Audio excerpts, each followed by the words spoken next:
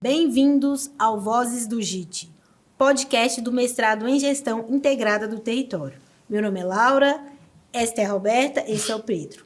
Estamos a poucos dias do CONJIT, nosso encontro da comunidade, que este ano tem um tema de extrema relevância: corpos feridos, rios silenciados, arte e cuidado na reconstrução da bacia do Rio Doce. Para nos ajudar a contextualizar o desastre de Mariana e aprofundar nossa discussão, temos a honra de receber um convidado com grande expertise em história ambiental e rios urbanos, o professor Bruno Rangel Capilé de Souza.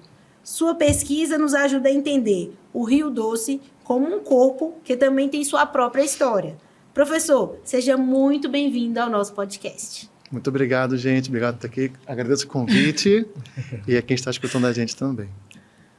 Olha, para a gente é uma honra tê-lo aqui conosco. E para começar, por que não falar da sua trajetória, né? E por que o Rio Doce? Por que o Rio Doce? É uma pergunta que não pensei, não planejei. E se a gente planeja, é a minha prepotência planejar a vida, né? Ela tem que ser vivida na trajetória, né? Durante muitos anos, eu era da biologia e me encantava, assim, que explicava muita coisa, mas não explicava a vida humana. Aí eu pensei, vou buscar um pouco de humanidade. Aí fui para as humanidades, para a história, fiz mestrado e doutorado em história. E lá, eu pensei, cadê a vida? Cadê o ambiente? Cadê as outras coisas? Cadê a materialidade da história? E não estava muito ali. E aí até que eu encontrei a história ambiental. Na história ambiental, eu sou um pouco transdisciplinar, né? Eu gosto de subverter uma disciplina. Né? E aí eu olhava para a biologia, já não entendia. Eu olhava para a história, já não entendia. Estava insuficiente. A história ambiental complementava esses dois lados. Aí eu pensei, por que não trazer uma visão ecossistêmica da cidade? E aí, na perspectiva ecossistêmica, o recorte da bacia hidrográfica do rio é um recorte muito sensato, né, para estudar um ecossistema. E aí preparei um projeto, não sei o quê, para um laboratório de História da Natureza lá da UFRJ. Um abraço para a Lisa, para o Pádua, que esteja escutando a gente. E lá, a Lisa escutou assim, minha orientadora, né, no doutorado. Que legal, a gente sempre quis ter um historiador de rios. Não é de rio, não, é de cidade. Porque os rios urbanos... Não, Lisa, é de cidade. Não, e começou a falar de rio, todo mundo gostou. Vamos falar de rio, então. Aí comecei e nunca mais parei. Nunca mais parei de falar de rio. E a chegada aqui foi um pouco antes da pandemia.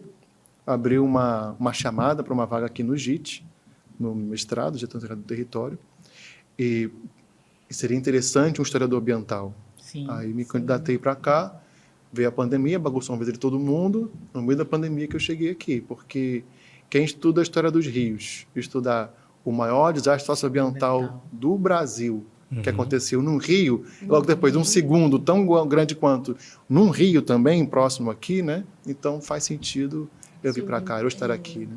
É o que eu tenho falado, né, com a nossa turma. É preciso, nós como pesquisadores, trazer uma resposta, né, para a nossa sociedade. Eu entendo ainda que passaram-se 10 anos. O que é 10 anos para uma pesquisa? Né, para médio e longo prazo, para um dano que eu, Roberto, entendo como um dano permanente, né? E a gente entende o rio também, como o senhor bem colocou, como um corpo, né, professor? Um corpo ferido. E nada melhor do que ter essa temática para o nosso CONJIT. Eu entendo que a gestão integrada de território nos oportuniza isso, né? De dar essa resposta para a sociedade e trabalhar com pessoas que se dedicam a isso, como o professor Bruno, nós temos aí professora Eunice, professora Renata, né? Então, eu entendo que nós temos, né, vamos dizer assim, essa função social da gestão integrada do território da Univale de dar essa resposta. Olha nosso cenário, maior desastre, né, ambiental da nossa nação, e nós precisamos trazer essa resposta, né? Aprendendo a conviver com a diversidade, né, professor? Sempre. Com os interesses econômicos, né? E mais uma vez vou reafirmar aqui, né, que se teve algo que eu tenho tido a oportunidade de aprender nesse mestrado, não sei se o professor vai concordar comigo, e o senhor é o meu professor, e eu estou disposta a aprender juntamente com o senhor, é que quando a gente percebe uma vulnerabilidade no território, não dá uma impressão que tem sempre um interesse econômico por trás? Exatamente. Comento sobre isso agora? Pode falar. Atualmente eu estou como professor de Estudos Territoriais 1 e tem um autor que muito nos interessa, que é o Milton Santos. E ele sintetiza muitos outros autores da geografia e muitas outras obras dele em dois tipos de atores no território. Um ator hegemônico e um ator hegemonizado. Outros das estruturas territoriais, da geografia, também traz essa diferença e deixando assim só uma visão que Milton Santos estava tentando dar significado para um processo que ele começou a ver surgindo, que é a globalização. E aí que esse ator hegemônico... Naquela época, né? Aquela época, já falava sobre isso. Sim. Então, esse ator hegemônico, ele não está vivendo o território. Ele não está na dimensão do território vivido. Ele está tomando decisões que deveriam ser tomadas por pessoas que vivem nesse território, né? Então, a gente vê, por exemplo, alguns atingidos, lideranças de atingidos, como o Pavuna, aqui em Tupinitinga, que ele fala em muitos depoimentos, né? Ele fala, eu nunca soube que tinha uma barragem aqui em cima do rio, eu não sei nem o que é barragem, soube que estourou e vai chegar uma lama aqui. Então, assim, que decisão que ele teve? Não teve nenhuma comunicação de risco, quanto mesmo a decisão participativa, se a barragem vai ficar ali, vai ficar assim, vai ser a montante, vai ser outro tipo de barragem, não teve essa decisão. Então, esses atores hegemônicos tomam decisões sobre um território vivido em que os atores hegemonizados não estão tomando. E aí, concordo plenamente contigo. Sempre tem uma questão econômica, de alguém tomando decisão que está usurpando algum tipo de recurso, água, minério, mão de obra. Né? Seria essa, talvez, um ponto importante para o não funcionamento, vamos dizer, Fundação Renova, e agora a gente está diante de uma repactuação, né? Talvez, assim, anunciando novos tempos, mas será esse o motivo pelo qual a gente não encontra efetividade nas indenizações, na reparação, professor? É complexo, né? Uma resposta não vai acontecer num podcast, não vai ser de uma pessoa. Então, assim, deixando claro a minha limitação existencial aqui para essa resposta. Mas tentando buscar dar um pouco mais de sentido nessa... Por que não funcionou? Então, temos que, numa abordagem territorial, primeiro ver esses atores que estão ali, quem são? Sim. Esses atores que estão ali têm objetivos, intencionalidades, têm possibilidades de ação muito distintos entre si. Então, por exemplo, vamos pensar numa liderança local de atingido em comparação com a Fundação Renova. Dois atores estão ali no território, né? Não vivido, a Fundação Renova não está ali vivendo, mas está num território ali, né? A intenção da Fundação Renova, enquanto uma fundação dirigida por pessoas que são da Vale, é totalmente diferente. Eles querem limpar o nome. E reconstruir a imagem. Não querem limpar o rio, querem limpar o nome. Querem limpar o Vale, mas a companhia Vale, não o Vale do Rio Doce. E aí, nesse sentido, a gente vai vendo que esse conflito de interesses, ele é muito desigual. Sim. Não está num ponto assim, vamos chamar aqui a Fundação Renova e o atingido por essa gangorra se equilibrar. Não tem equilíbrio nisso. Sim, né? verdade. Porque eles têm 42, tinham, né? Já não está funcionando, 42 bilhões de reais de recursos para fazer uma fachada verde, né? O greenwashing, que chama, né? Então, daí a importância da academia em dar significado, botar termos, criar conceitos, fundamentar tudo isso para criar uma linguagem que dê significado para essas coisas. Sim, que seja acessível, né? Esse para é o eles problema. poderem entender. Esse é o problema. Essa seria a continuação da minha pergunta. Qual o nosso papel como pesquisadores, né, na gestão integrada de território? O que a gente pode fazer? Né? Eu acho isso aqui extremamente importante, para a gente criar, né, capital cultural, né, capital de pesquisa para a gente dar efetividade. Né? Difundir conhecimento. Sim. Eu acho que o Congite vai ser interessante por isso, né? Para a gente parar, ter esse momento de pensar, gente, passou 10 anos. O que foi feito em relação à pesquisa e o que essas pesquisas trouxeram, né, de que benefício. A gente pode fazer, né? O que a gente precisa aprimorar, o que a gente precisa melhorar para poder talvez dar uma efetividade maior que até então talvez a gente não tenha alcançado. Quando a gente for olhar para esses 10 anos anteriores, esses 10 anos que já se passaram, né? Porque 10 anos é uma marca, é uma década, né? Não é assim, considerando desastre ambiental, não é um longo período, né? Mas é um tempo bom que já dá para poder fazer algumas avaliações, algumas análises. E também aproveitando a questão do desastre ambiental, o senhor que consegue juntar história e meio ambiente, né, de maneira interdisciplinar, eu queria saber o que o senhor acredita que vai acontecer daqui a talvez 10 anos, 20 anos, a gente vai conseguir reparar o Rio Doce? Porque quando a gente de $1 milhão. Porque a gente fala sempre, quando as pessoas falam muito do tema do Rio Doce, a gente ouve muito falar sobre indenização, que é uma coisa que está em pauta atualmente, mas assim, uma reparação real. Será que é possível, o senhor que é um historiador, que consegue linkar com o meio ambiente, será que existem históricos de reparações ambientais de fato? Que deram certo em algum outro lugar? Será que é possível ou é só uma utopia? Só uma fachada, né? Para a gente acreditar, né? Porque enquanto a gente está esperançoso, a gente acredita que as coisas podem dar certo. Mas aí, a partir do momento que você vê que às vezes não tem solução, então aí a gente vê que às vezes os conflitos não acabam, né? Porque é justamente isso que eu acredito que a repactuação queira fazer, né? Tentar acabar com os conflitos. O que talvez eu acho que não vai acontecer, né? Mas é uma tentativa deles. Curiosa para ouvir o professor, gente.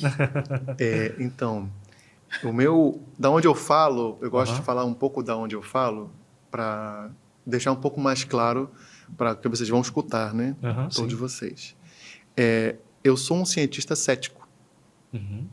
Cético. Já não opera na minha cabeça a esperança de um mundo melhor ou pior. Acho que não tem como a gente A questão mais, não. Tem. Falta criatividade. Não fala isso, não. Estamos bebendo água pura. Ele está contaminada. Né? Verdade. Aquela de lá está contaminada. Sim. E aí, eu vou assim, muito no sentido até budista, a partir desse presente, para o passado, para o futuro, para onde for, mas desse presente eu vou tentar caminhar nesse sentido. Mas eu vejo com muitos bons olhos, já falei um pouco sobre isso, do papel da esperança. A esperança tem um papel muito importante para mobilizar, porque a desesperança a pessoa fica estática, imobiliza, não quer fazer, tem até um pensador aqui do nosso vale, né, Ailton Krenak, que ele fala que a ideia de o mundo vai acabar é uma ideia cretina da gente não fazer nada. Mas vai acabar mesmo, então o que eu vou fazer? Sim. Vou só aproveitar. Então, ter esperança permite que a gente possa transformar. E aí eu gosto do sentido da esperança. Até no meu ceticismo, eu vejo que pode ter ou pode não ter. E eu busco analisar. Eu trabalho com memória das pessoas, entrevisto pessoas. Então, tem pessoas com esperança, tem pessoas que estão zero esperança. Sim. E aí, nesse caminho, a utopia, junto com a esperança, nos cria um horizonte a ser caminhado. O camarada ali fora era triatleta, né? Ele pode correr todos os treinos numa direção, ele nunca vai chegar no horizonte. Não se chega, é uma ideia. Que a gente olha pela paisagem, né? É uma ideia. Então, uma ideia de um mundo melhor nos faz caminhar. E aí, botando essa perspectiva, que já não é minha, como pessoa, mas eu vejo e analiso de outras pessoas. Essa perspectiva em que os agentes que estão aqui, tendo esperança, não uma esperança ingênua, boba, de que, não, mas não tá tudo bem não, vai estar muito ruim, pode piorar muito, mas vamos trabalhar em cima disso. Aí eu vejo que é possível muitas formas de reparação mais justas e mais ambientalmente satisfatórias. Né? Agora, essa ideia do rio voltar a ser como antes, a gente tem que primeiro tirar um romantismo de que o rio antes estava bom. Uhum. O Rio Doce estava contaminado biologicamente falando, né?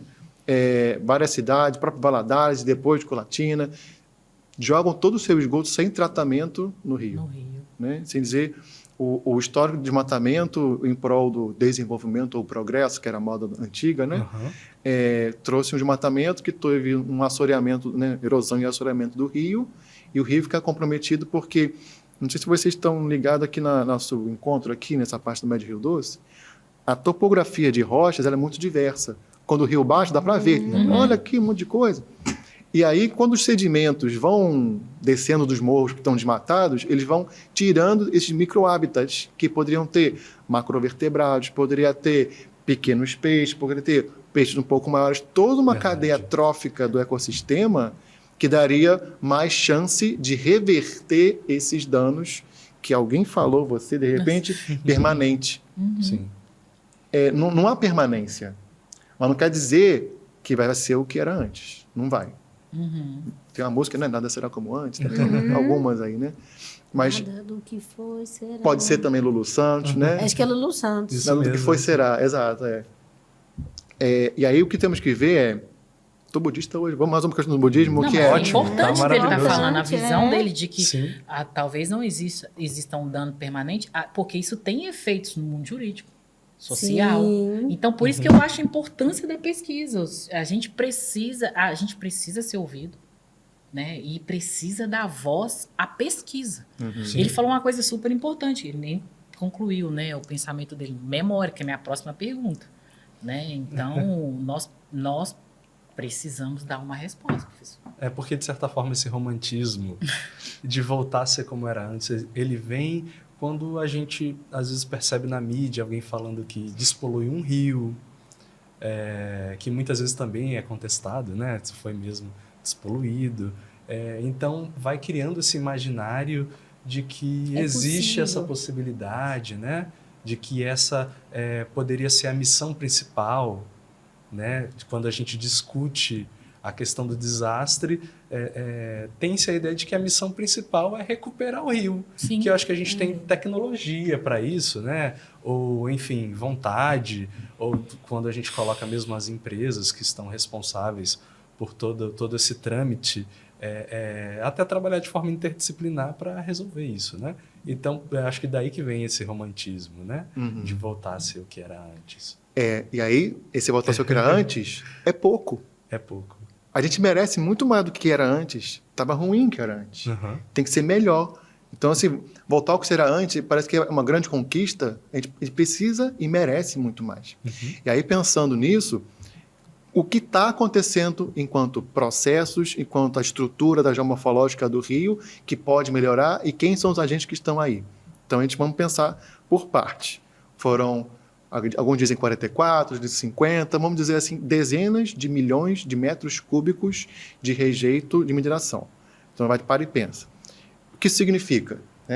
Tem a questão do volume e da questão física de um monte de sedimentinho pequenininho, bem fininho, por toda a calha do rio, todo o leito do rio. Então, isso é um aspecto físico. Mas tem uma questão biofísica da contaminação de metal pesado. Então, assim, despoluir um rio que tem uma questão de poluição biológica, né, é um trabalho. Despoluir um rio com uma questão de metal pesado é outra. Aí poderíamos dizer que é um dano permanente, né? Mas tem a permanência, mas não é igual. Sim. Ela vai mudando com o tempo. Então, o que acontece? Todo esse sedimento que chegou, com os últimos grandes enchentes que tivemos, 2020, 2022, vamos ver como é que fica aí nesse futuro, essa lama volta para a margem do rio.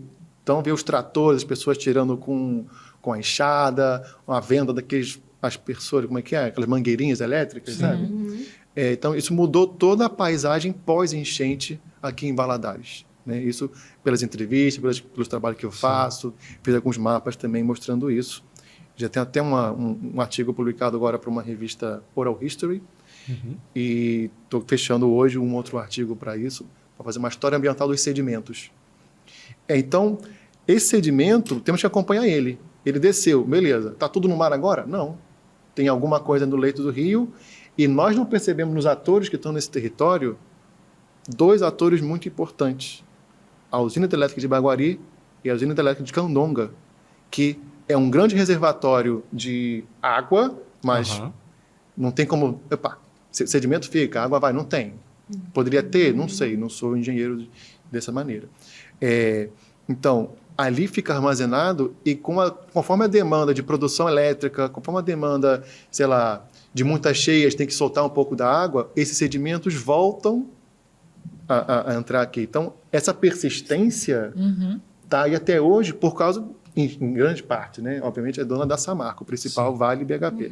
Mas a HE de Candonga com a HE de Baguari também tem um papel ali, primeiro, de comunicar. Olha, gente, eu vou abrir aqui a comporta e vai elevar o nível do rio, vai ter um pouco mais de sedimento, evita beber essa água, vai estar um pouco pior. Então, assim, na dimensão do desastre, sua persistência, não digo como permanente, ele persiste e vai persistir enquanto desastre muitos anos. Agora, não vai ser igual. O que era antes é bem diferente do que é hoje, daqui a 10 anos vai ser diferente, mas vai ter a persistência do desastre. Aí vai ter. E aí podemos ver o que pode melhorar, que já teve melhor, o que pode melhorar mais ainda. Comunicação. A comunicação de risco das barragens durante um tempo melhorou, mas hoje em dia está meio capenga, de risco, falando de risco, né? Maior participação nas decisões. Então, por exemplo, se alguém fizer uma mineração aqui na montante nosso aqui, né, subindo o rio, eu acho que tem que ter uma audiência pública com todos os municípios que podem ser afetados. Né? Não só um distrito de Mariana, né? Todos os municípios. Dá muito trabalho. E dá muito lucro. Eles estão pagando aí bilhões e as ações continuam subindo. O lucro deles continua subindo. Então, tem que perceber essas dimensões também e vários processos históricos, por aí mais. E aí, não sei, eu não quero alongar muito, tem outras perguntas aí também. Professor, relacionado à questão, que a gente sabe que já teve outros desastres, né? Não só aqui no Brasil, em outros países, mas aqui voltando para o Brasil, teve o de Mariana e depois veio o de Brumadinho. O que o senhor acha que leva pela questão da história ambiental? Porque tem como a gente olhar para o passado e ver, olha, aconteceu isso, o que a gente pode fazer? Por que o senhor acha, apesar de já ter tido vários desastres ambientais, não só no Brasil como em outros países, e ainda assim ser recorrente? Tu acha que é coincidência? Coincidência? Não. Então, tem que ver que estruturas sociais estão por trás disso, né? Por que, então, surgiu a mineração?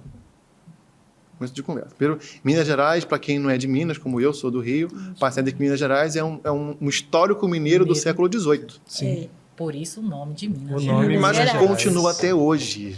Continua até hoje. E agora com a febre do lítio, né, professor? Exato. Vai mudando. Exato, vai se Eles vieram renovando atrás essas das histórias. esmeraldas, acharam o ouro e agora... E a história recente, se não fosse o desastre, teria sido apagada. Porque qual outro grande estado que tem mineração no Brasil? Pará. Mais que Minas. E é invisibilizado também. Então, assim, a gente vai vendo que história está sendo oficial, tá, aspas, aí está sendo oficial para ser contada para as pessoas. Então, tem esse ponto. Aí um ponto para entender o que aconteceu nesse momento que começou a ter mais mineração. Volta aí, início do século XXI.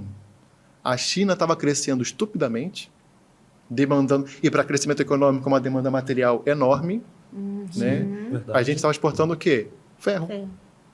Para construção civil da China, construção naval da China, ou da Europa também, que cresceu. Então, nesse momento de crescimento econômico, o preço, aquela eterna lei da economia, né? Se aumenta a demanda, vai aumentar o preço. Então, o preço do minério de ferro aumentou muito em 2003, 2004, tudo mais. Isso tem até uma associação com as políticas também, de esquerda, na América Latina inteira. Ali começou um fenômeno chamado neoextrativismo.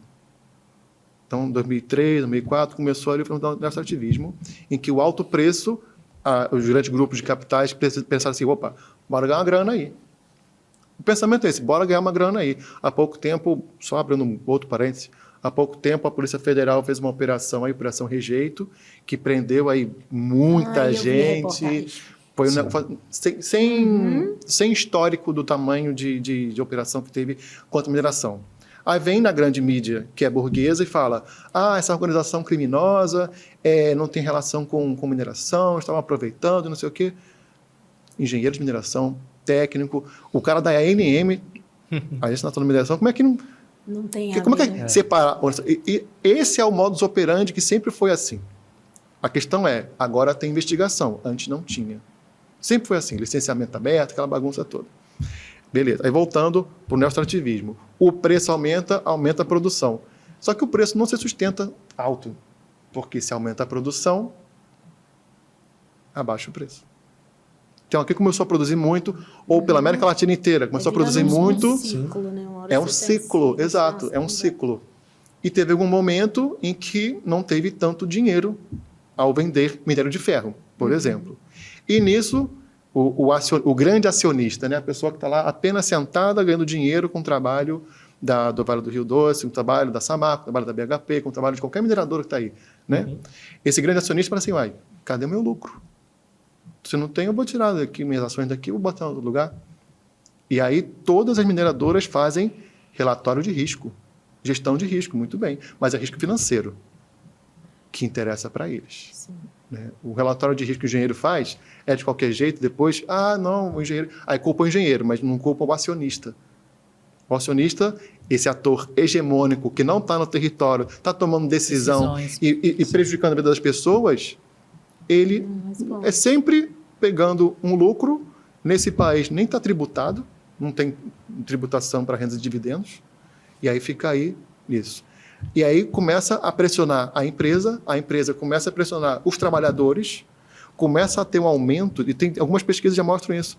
Esse ciclo, essa pressão dos acionistas com a empresa, dirigente, começa a ter um aumento de acidente de trabalho. Eu vi a professora na disciplina que a gente faz de águas, a gente leu um verbete e eu lembro que tinha sobre essa questão da mineração. E aí comentando que eles diminuem na questão de prevenção de EPIs justamente para não diminuir o lucro dos acionistas. Quando vê que vai diminuir, então eles começam, vamos ver onde que a gente consegue tirar lá na parte de baixo, porque a gente não pode mexer no lucro dos acionistas lá em cima. Uhum. É quase uma religião esse negócio, né? Vocês estão vendo. E aí começa a ter aquela toque de caixa. Não, faz esse relatório logo, temos que aumentar a produção para manter o lucro, porque o preço do minério caiu, aumenta os desastres. Então, ter um seguido do outro não foi uma grande coincidência, não foi, Deus está triste com a gente, choveu muito na cabeceira, um acidente. Não, isso aí é retórica de quem conta essa história depois. Isso é praticamente premeditado. E nesse caso, o que nós, enquanto comunidade acadêmica, podemos fazer, claro, além das pesquisas, mas, como o Wilson falou, veio uma decisão lá de cima, continua, é um ciclo que vai continuando, acontece aqui, acontece lá na frente. Como que a gente poderia fazer, talvez, não sei, pressionar o governo, porque, no caso, a gente vê muitos casos, tem a questão da fiscalização, a gente, infelizmente, vive um país que tem a questão da corrupção, né? Que a gente vê, acredito que isso acaba que atrapalha também nessa questão de prevenção, né? Porque a gente trabalha também com reparação, né? E não com a prevenção. E não só na questão dos desastres. Né? Acho que vários setores da sociedade, o Brasil mais é voltado para vamos cuidar da reparação. A prevenção dá muito gasto, a reparação a gente vê depois. O que fazer, né? O que fazer. Tá. Pensando do ponto de vista do discurso, então, a primeira uma coisa que vocês já fazem agora, que é debater o assunto. Tem que debater. E quer levar novas pessoas, e novas vozes, né? Chamar atingidos, chamar engenheiros. Engenheiros têm que ser escutados e vai dizer assim, como é que liberaram um conceito tecnológico chamado barragem a montante? Hoje em dia é proibido, mas como é que liberaram? Qual é a base de manter a mesma fundação e vai subindo com mais peso? A fundação não aguenta. Né? Então, primeiro, mais voz. Então, vocês já estão fazendo isso. Outra coisa é, ninguém faz nada sozinho. Nem os atores hegemônicos, tampouco nós, hegemonizados. Não fazemos nada sozinho, organizar-se. Né? E aí, a coisa mais difícil é um ser humano estar do lado do outro. Né? Dizem que duas cabeças Como é que é? Pensou melhor do que uma? Pensa melhor que uma, né? Duas coisas dão cabeçada. Mas e o difícil é entrar nesse acordo de conversar 2, 3, 4, 5 mil, 2 milhões, 220 milhões. Diversidades, cada um vai querer pôr o seu interesse. Sim. E Não aí interesse entra o político. jogo humano mais doido que as pessoas roubam essa ideia, que é uma questão de discurso, que é política. Política é, por exemplo, a gente usar esse copo ou essa caneca. É tomar uma decisão coletiva. Uhum. Ah, não, mas tem que aparecer assim, tem que aparecer assado. Escuta todo mundo, vê as diferenças e toma uma decisão. Isso é política. Agora, a politicagem partidária é outra coisa. Mas quando fala pessoa comum assim sobre política, não gosto de política, não. Então, tu é um ditador fascista. Sim. Se você não escuta o outro para tomar decisão, isso é política, né? Uma decisão coletiva também. É uma decisão coletiva. Então, tem que estar junto. E aí tem que chegar as pessoas se reunirem e tomar decisão. Então, bora criar tecnologias sociais para se unirem e tomar decisões. Não é, professor? Você acha que eu sou política? Sim, estou aqui do seu lado por isso. Se não fosse, eu não estaria aqui. Porque você não permitiria estar aqui. E o senhor também citou também o povo Krenak. Quando a gente fez a matéria de Território e Memória, acredito que vocês fizeram também. Você vai pegar minha pergunta? Não, você ia fazer essa pergunta? Das Mas, crianças, assim, né, que sim. nasceram depois do desastre. Nossa, isso dói meu coração. Sim, sim. A questão do povo Krenak, que tem uma relação com o rio, e também de identidade, né, que eu citei até no outro podcast também, que foi a relação das crianças da cidade de Valadares que acabam não tendo uma boa relação com o rio, né? Então, eu queria entender como se impacta na identidade, né, das crianças, de quem não tem a oportunidade de ver o rio, conviver com o rio. Isso é muito doido, porque uma identidade de um Dói. povo, Isso machuca a gente. independente de qual seja, até urbanoides como eu, né? Ela é construída coletivamente. E sempre, qualquer grupo social vai ter um conflito geracional. No meu tempo que era bom. Essa molecada de dia sabe de nada. Sempre vai ter. Mas quando tem uma ruptura muito forte, como essa, em que, em algum momento, antes de 2015, todos tinham um momento de aprender a nadar no Rio Doce, dos rituais serem no Rio Doce, de dar uma nadadinha, pescar, caçar, e sabe, sei lá, quantas outras coisas que eu não sou Krenak, não saberia dizer, não está no meu lugar de fala. Essa ruptura vai ter uma geração que não passou por isso, então, socialmente, o que eles vão sofrer enquanto os novos, né? Não vai ser igual o que os outros sofreriam, porque eles não passaram por isso, eles não perderam essa conexão com o rio. O que eles estão perdendo é a conexão entre eles. A perda da identidade. E vai ter uma erosão cultural. Sim. Que é necessário ter outros movimentos que certamente estão fazendo para ter essa coesão social ali. E a memória tem um ponto muito importante nisso. Não a memória do desastre somente, mas a memória do Guatu, do Rio Doce, da memória da relação deles, Verdade. a memória do que eles são enquanto grupo social. Então, esse é um caminho que eu acredito, venho trabalhando e espero cada vez mais estar aí, né? Porque isso está na resposta do que fazer. É no trabalho coletivo de memória, é escutando os outros. É uma ciência cada vez mais participativa. Não vai ser um professor da Univale descobriu e vai decidir. Não. Todo mundo junto e a Univale estava ali. Mas tem que ter todo mundo junto. Então, professor Bruno, essa conversa foi, sem dúvida, um convite para a gente poder pensar, né, gente? O Rio Doce, Verdade. não apenas como um cenário, né? Mas também como um protagonista que vai carregar sua própria história. É uma lição valiosa, né, que a gente vai carregar com a gente. E em nome da turma do mestrado, né, de Gestão Integrada do Território, a turma 1.2025, nosso muito obrigado por compartilhar esse super conhecimento que o senhor tem. Esse momento para a gente foi muito interessante. Foi uma aula, né? Foi assim, nossa, a gente... E isso Eu já daqui não vai gosto, né? desdobrar vários outros questionamentos que, né, posteriormente a gente queria ter a oportunidade de continuar debatendo com o senhor, porque eu acho que tem muito a acrescentar, principalmente para mim, por conta da minha dissertação, né? Não, e eu aqui pensando, como eu vou falar sobre música, qual a trilha sonora, né, que nós daríamos para esses últimos 10 anos, né? Sim, Nossa, verdade. E a você que está do outro lado, esperamos, né, que este episódio tenha despertado em você uma reflexão, né, sobre a nossa relação com o território. O Congite, gente, ele é um espaço para a gente continuar esse diálogo, né? Então, a gente espera que vocês participem com a gente no dia 1º de novembro de 2025, às 8 horas, aqui no Campus 2 da Univale. Até lá, pessoal. Muito obrigada.